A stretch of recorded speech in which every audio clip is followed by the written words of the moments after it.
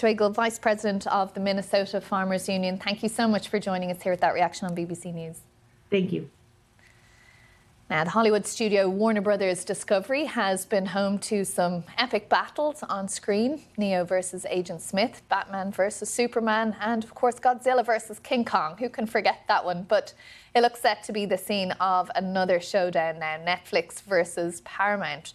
On Friday, Netflix inked a $72 billion deal for a large chunk of Warner's after a months-long bidding war against suitors, including the media conglomerate Paramount Skydance. But on Monday, Paramount made clear that the fight has only just begun. It says it's going to take a rival deal. It's put a bid in for $108 billion. It's going to take that directly to Warner Brothers Discovery's shareholders and let them decide. Well, let's talk about all of this now. I'm joined by Eric Deggans.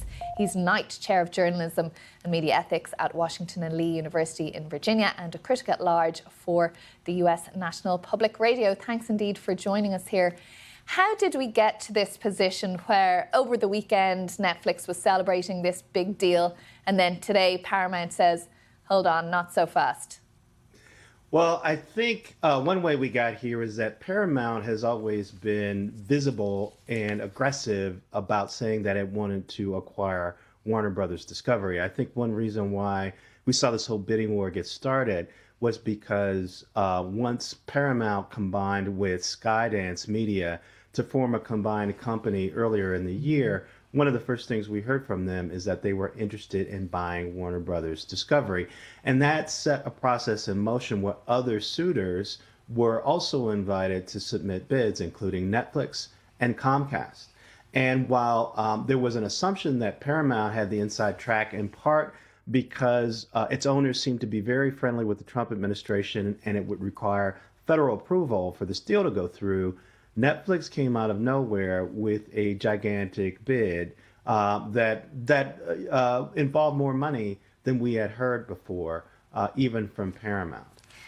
People assumed that that was essentially the game because, Netflix has so much financial resources, but Paramount has decided to try and mount a hostile takeover. In other words, try to present so much money that shareholders who are not part of the group that's leading the company that are really interested in selling to Netflix, then maybe they will switch. Maybe they will change their minds and they will accept the bid from Paramount. But there's still a lot of questions about both of these deals.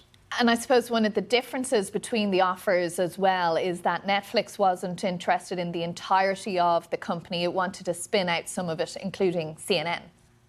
Exactly. And under the terms of the Netflix deal, it's entirely possible that the spun-off company, that shareholders in Warner Brothers Discovery may have equity in the spun-off company. So they might also make money from the company that spun off. And when you put those two together, they might actually make a little bit more money than they would make if they accepted a deal from Paramount. So the finances in this are key and they're tough to follow and they're very detailed.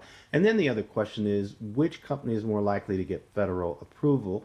And another question is which company is most likely to get cooperation from Hollywood? Which company is most likely to create a combined company that can actually be successful going forward? And all of these are questions that I think we're going to see kind of road tested as both companies try to secure their bids.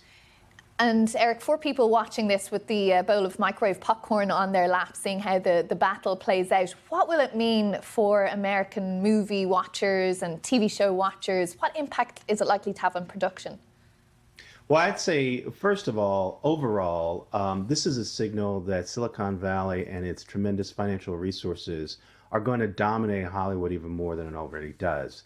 Either Netflix will get control of Warner Brothers Discovery and it will have yet another major studio under its control, plus a major streaming service, or Paramount, which is backed by Larry Ellison's Oracle money, and Paramount has been touting itself as a high-tech company as well. So either they'll get control of it. Hollywood is worried that Netflix will have shorter windows for theatrical runs for movies, and that some of the trends that they started through streaming, which includes less money for writers and performers because they make fewer episodes of television, fewer back-end deals, as they say, where you profit once a movie is out and it makes profit. That those trends will continue if Netflix gets a hold of Warner Brothers Discovery. But there's some concern about what Paramount has been willing to do to curry favor with the Trump administration.